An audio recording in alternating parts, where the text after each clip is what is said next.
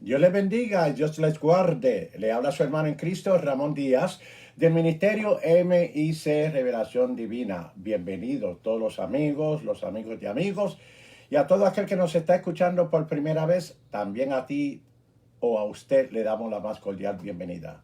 Saludamos a todo el pastorado y a todos los ministerios y toda la congregación que nos están escuchando y los santos en el mundo entero. Muchas gracias por su atención prestada. Queremos hablar en el día de hoy sobre la santificación y la santidad en los creyentes. En esta ocasión, parte 2. Como siempre tenemos algunos puntos de orientación. Les hago notorio que después de haber estudiado 11 capítulos, ¿verdad? Mediante el libro a los Hebreos, y fueron los capítulos completos de forma de texto por texto, línea por línea y precepto por precepto. Hebreos 12:14, de donde estamos estudiando, ¿verdad? Hay que tener en cuenta lo siguiente. Cuando el escritor a los hebreos menciona la paz y la santidad, el escritor sabía en la manera que él lo dijo y lo escribió. También sabía la intención por la cual lo dijo y lo que quería abarcar cuando dijo seguir la paz y la santidad, sin la cual nadie verá al Señor. Por lo tanto, no podemos llegar a nuestras propias conclusiones, ni tampoco confundir o influenciar a otros de una forma emocionante o tradicional. Hay que ser fiel a lo que dice la palabra y hay que interpretarse debidamente. El texto áureo, que quiere decir el texto de valor, en la cual queremos concentrarnos en esta ocasión, es el mismo que hemos estado utilizando, y queremos regresar a ese versículo que se encuentra en Juan capítulo 17 y su verso 17. Ya ustedes lo saben de memoria. En el nombre del Padre, del Hijo y del Espíritu Santo. Amén. Padre, santifícalos en tu verdad, porque tu palabra es la verdad. Juan 17, verso 17. Quedamos que durante el proceso de la santificación, que esto es lo que ocurre.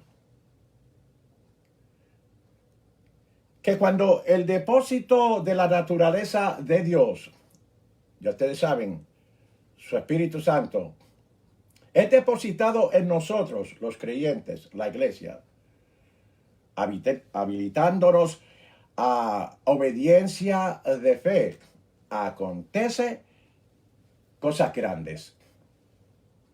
Hablo con los entendidos. Es más, las Escrituras declaran que las cosas pequeñas en las manos del Señor, proezas serán. Proezas, cosas grandes, como ya hemos dicho. ¡Wow! Hermano Ramón, usted acaba de decir que si aplicamos estos principios mencionados a nuestras vidas, podemos ser capaces de hacer, caminar y hasta el extremo obedecer. Bueno, como dijo alguien, simplemente lo que se ha estado diciendo es lo siguiente. Una vez separado por Dios y para Dios, tiene su aplicación en la vida personal nuestra. ¿Cuál es esa aplicación? Es más, ¿cuál es ese llamado? Llamados a ser santos. Como dice las Escrituras, sed santos, terminan conmigo, sed santos como yo soy santo. Amén.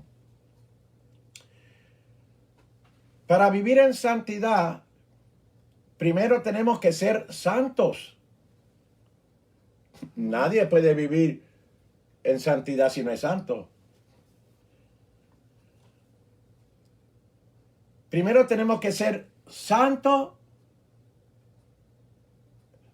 porque Dios no le pide a nadie a ser santo si Él no lo ha o no lo santifica antes o anteriormente. Gloria a Dios. Amén. Por la santificación es que somos santos, hemos dicho. Y por esa santificación, entonces podemos vivir en santidad. Y todo esto por obra del Espíritu Santo. Me explico. No se está hablando de ser obediente como ven, siéntate, párate, camina, busca. Aunque la Biblia no dice, busca la santidad, es seguir la santidad. En otras palabras, seguir del estatus o de posición cual te encuentra en santidad, cual es santo. Hermanos, eso no trabaja así. De siéntate, párate, como... No. De lo que estamos trabajando, de lo que estamos hablando y obrando, de esa forma, eso no es bíblico. Mire, se puede enseñar al perro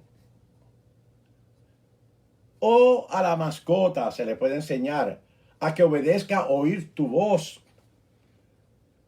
o ciertos sonidos, tal vez con la campana. No, hermano, no, iglesia. La obediencia de la cual estamos hablando es de la obediencia bíblica. Es obediencia a la voz del que dice, mis ovejas conocen mi voz, termínalo, y me siguen.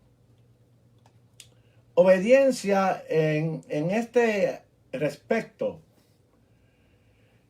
de la cual estamos hablando es entendiendo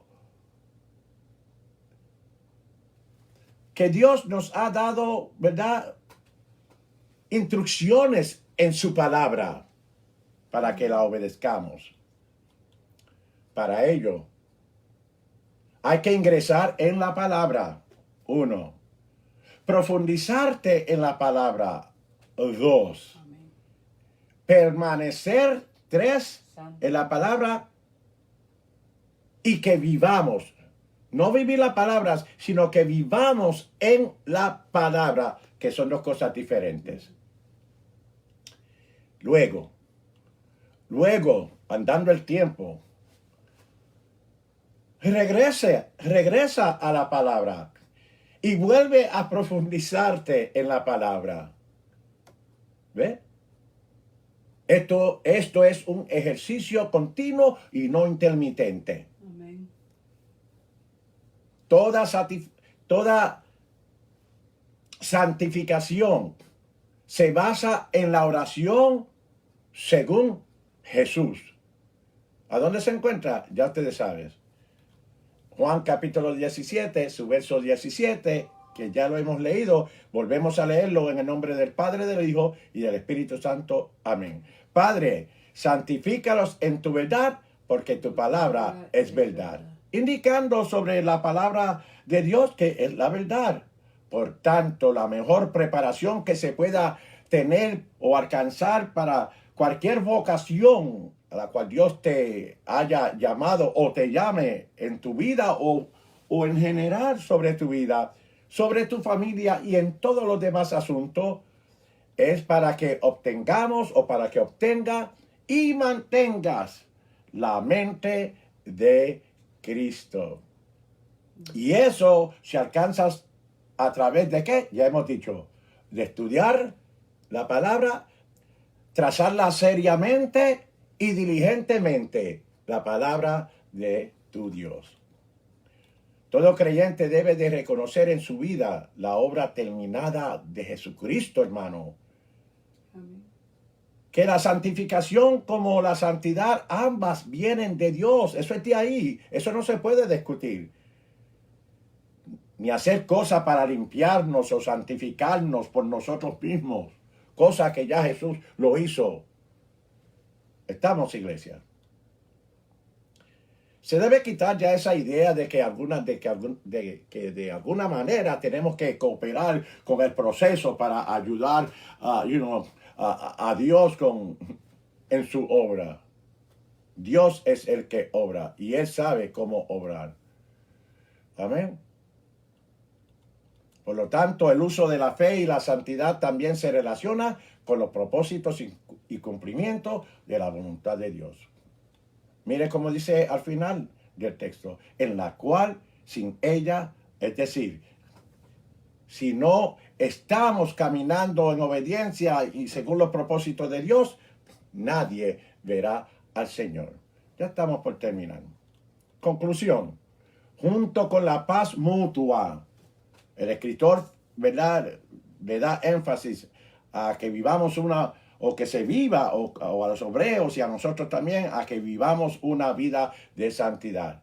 Una vez más, este es un tema común de enseñanza en todo el Nuevo Testamento, que el Espíritu Santo, ¿verdad?, imparte poder a los creyentes, a ti y a mí, para que podamos vivir en santidad, de forma justa y moralmente, conforme a 2 Timoteo 1:7. El pecado es siempre ese resultado de rechazar ese poder.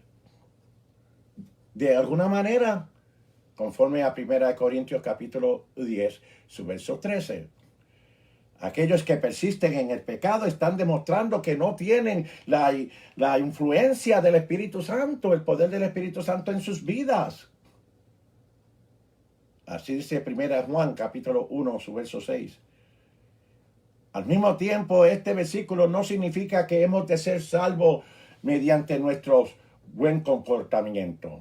Es imposible que un pecador imperfecto o profano pueda estar ante Dios, conforme a Isaías, su capítulo 6 y su verso 5.